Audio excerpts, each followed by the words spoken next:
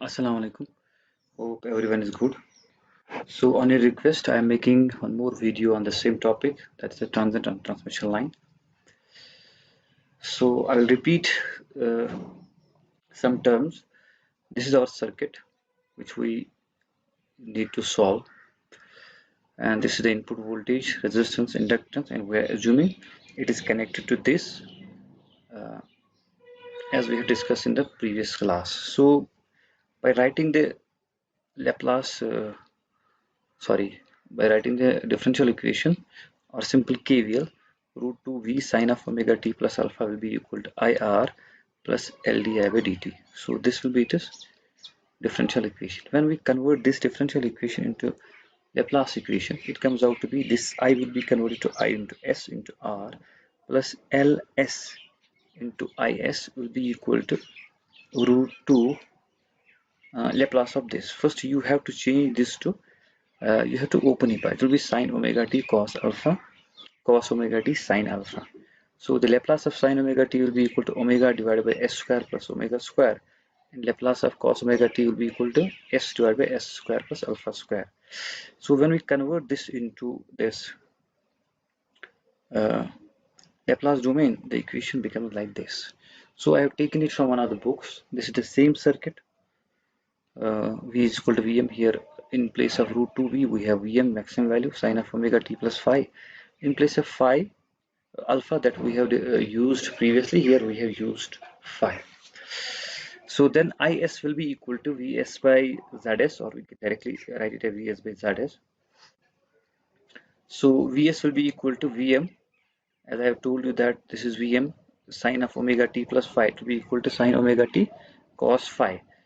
So cos phi remains there. Sine, the Laplace of sine omega t is omega divided by s square plus omega square plus s sine phi divided by s square plus omega square. It is actually the Laplace of sine omega t. Sorry, cos omega t into cos phi. Cos omega t into sine phi. Sine phi remains there. Laplace of cos phi omega t is s divided by s square plus omega square, and total Zs will be equal to r plus ls. This r plus ls. So here it has taken ls common from this term, so it comes out to be L plus R by S. So let's assume that R by L is equal to some term A, then this V by L will be, IS will be equal to Vm by L omega cos of phi S square plus omega square multiplied by this S plus A, that is S plus A, plus this plus sine S sine phi S plus alpha is this term multiplied by S square plus omega square. Now these two terms are constant, omega and cos phi. They depend upon the value of this depend upon the value of switching, and this is the frequency of the supply. Similarly, sin phi is constant. So we will partial fraction this term. You know that when we partial fraction such type of term, it will be equal to some capital A divided by S plus A plus BS plus C divided by S square plus omega square when we have a term in square. So in this case, when we solve it, it comes out to be like this. Some k1 or a capital A will be equal to 1 divided by a square plus omega square. So bs, the b in that case will be equal to minus 1 divided by a square plus omega square plus c will be equal to a divided by a square plus omega square. I hope you can do this. This is simple a partial fraction technique doing on this term, done on this term. This is a constant term, that's why it has been taken out. Similarly, partial fraction on this term, s divided by s plus a, since s is a variable here, so it has taken s here as well. So it comes out to be like this: 1 divided by a square plus alpha square omega square a s divided by s square plus omega square divided by s square plus omega square minus a divided by s plus a. Now we can find out it, that is the current, as a function of time by taking the Laplace inverse of this. Laplace inverse of this, since these quantities are constant, Vm, e square, omega square L, they have been taken out from this long bracket. Now the Laplace inverse of this term, that is this whole term, this omega cos of phi is constant. It is also taken out from this. The Laplace inverse of this will be equal to e raised power minus at. Laplace inverse of this will be equal to, actually we have to multiply it by omega and then divide by omega. It comes out, its Laplace inverse will be then sine omega t. So the constant a divided by omega will be out, so it will be sine omega t minus here simply cos omega t. Similarly, for this case, since we have taken this common for whole term, so it will not be here. For this case, it will be equal to, sorry, for this sine phi will first be taken out. Then for as divided by s square plus omega square, it will be equal to a cos of omega t, because s divided by s square plus omega square, it has Laplace inverse of cos of omega t. Similarly, for this case, it has 1 omega extra. It will be omega, I can write it as omega into omega divided by s square plus omega square. Omega divided by s square plus omega square will be equal to sin omega t. 1 omega will remain there. And last is this a divided by s plus a minus a e raised power alpha t. So you can see the term related to e raised power minus alpha t minus at. The terms which are with the e raised power minus at, they are omega cos of phi and minus a sine of phi. So when we combine them, it comes out to be sine of phi minus theta, where theta is the impedance angle. It's not given here. I have discussed this earlier. Theta is the impedance angle, that is equal to tan inverse omega L by R. So it comes out over here. You can check it. Similarly, for this case, this is a cos omega t and omega sine t. Here we have a by omega sine t and cos t, cos omega t. We can combine all these terms. It comes out to be like this. This Vm divided by L root of a square plus omega square sine of omega t plus phi minus theta minus sine of phi minus theta e raised power minus at. When we substitute the value of a, that is r by L, you will get this Vm by, that is Vm by z, which will be equal to z sine of omega t plus phi minus theta minus sine of phi minus theta e raised power minus alpha t, that is t by tau. Again, it has shown here where theta is equal to omega L by tan inverse omega L by R. So I hope you understood this. The only thing that I haven't told you that you can combine different terms and then you can write these terms. So it is, I think this type of derivation that you may understand this, and you will understand it because you are in touch with the Laplace. Otherwise, there are other methods also of containing the same answer, but since I know that you are not in touch with that simple solution of the differential equations, you may get confused again. So I tried to solve it, and I tried to make every step from here. Two steps I did not discuss, that is the Laplace, this partial fraction and the combination of different different terms. I hope you can do that on your own. Now coming to waveforms, since waveforms are not given in different books, I have drawn them on my own. Here the waveform is given, but it is slightly different that I will be showing you. It is not actually showing the voltage waveform, because we are taking voltage waveform into consideration also, because the alpha is with respect to that also. So here it has taken phi here, but it is, this phi is actually the lagging angle of voltage with respect to reference. It hasn't shown that. I can explain this also, but I will not I will not explain in this way. I will explain on my own way. So first, okay, this has been done. I will come to this part. So this is the general case when switching takes place at an arbitrary point. So in this case, switching takes place at t is equal to 0, and for that case, alpha, the value of voltage, instantaneous value of voltage is this much, and instantaneous value of the current is this much. So this is the case when we are generalizing, and this is the expression for the current. That this expression is the steady state value of the current. This is the transient part of the current. This I have written here only voltage and steady state part of the current. You can see it when voltage is root 2 V, sine of omega t plus alpha or root 2 Vm sine of omega t plus alpha, that can be drawn like this. That means it is this leading to this reference by an angle alpha. Omega t is equal to alpha. Now, the steady state current is lagging behind this voltage by theta. This is not with respect to the reference. This has to be with respect to the voltage that it is lagging it by theta. We can say it can this lag to this reference by theta minus alpha. That is actually what the book has shown there. But now it becomes obvious that lagging angle between the current and the reference is theta minus alpha. That book has shown it like that.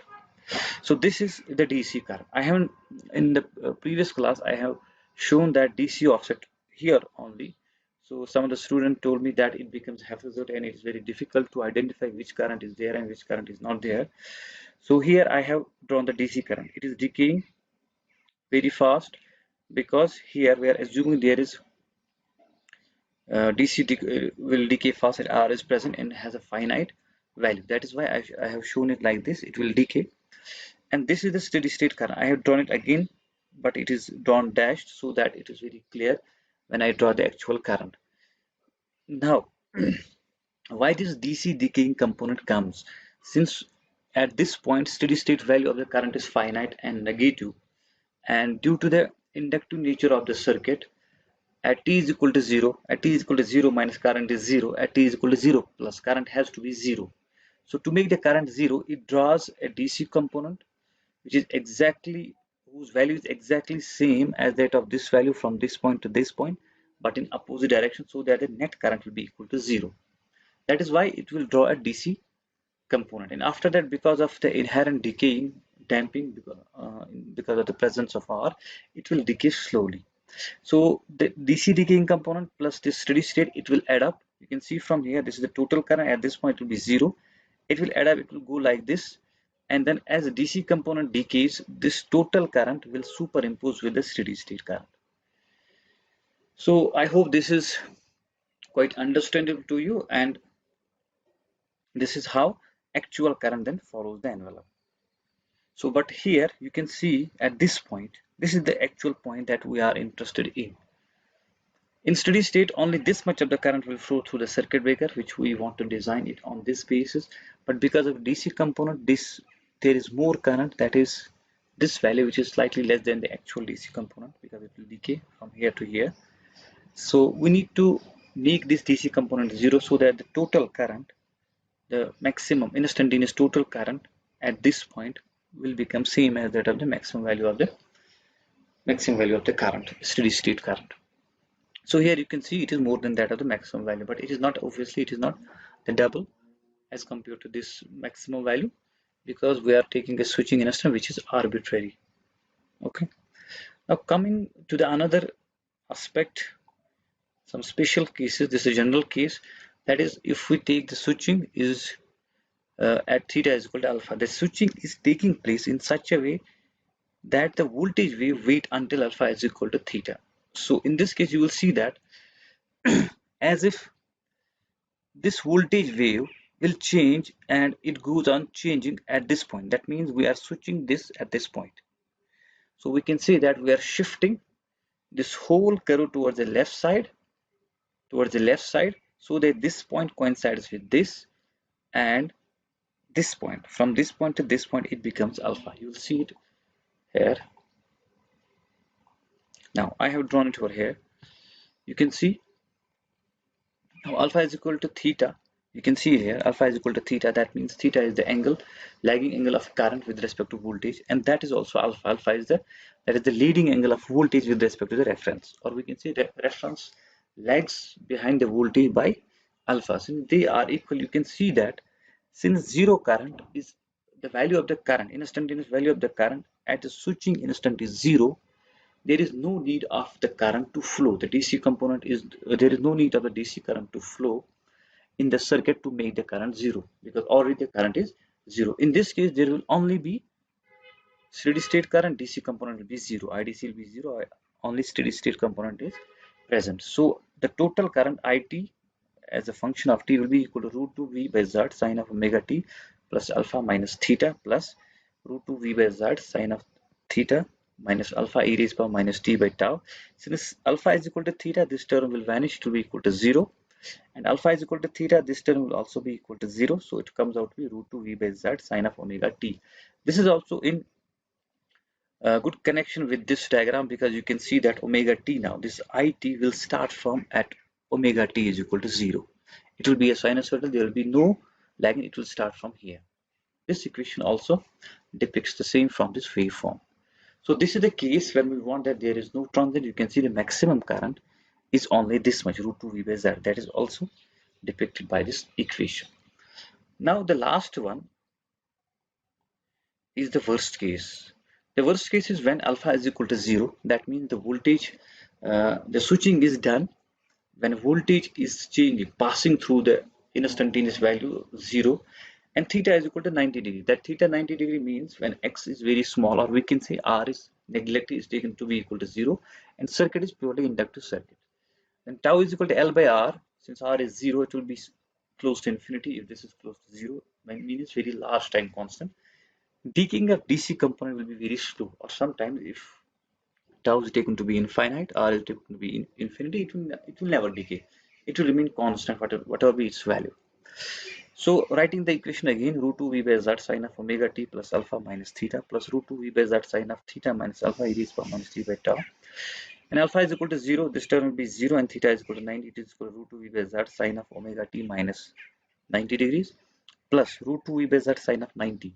Now this one is actually this, e raised power minus t by tau. When tau is infinite, so this term will be equal to 0. Sorry, this term will be equal to 0. So e raised power 0 equal to 1. So this comes out to be 1. So the steady state component will be equal to minus root 2 v by z cos of omega t plus root 2 v by z. It will be root 2 v by z. That is why I have taken this ideal case. In ideal case, it will not decay, it will be constant. Now at omega t is equal to 180 degrees, this term will be equal to minus 1. So I total will be equal to minus root 2 v by z into minus 1 plus root 2 v by z.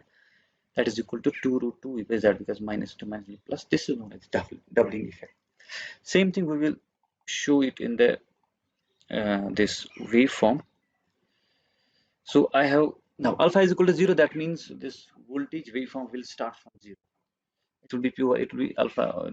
As previously we have taken this v is equal to v root 2 v sine of omega t plus alpha. Now alpha is equal to 0. It will be root 2 v sine of omega t only. And this steady state current will lag to this voltage by 90 degree. That's why it is 0 will be exactly at the 90 degree of the max peak of the voltage.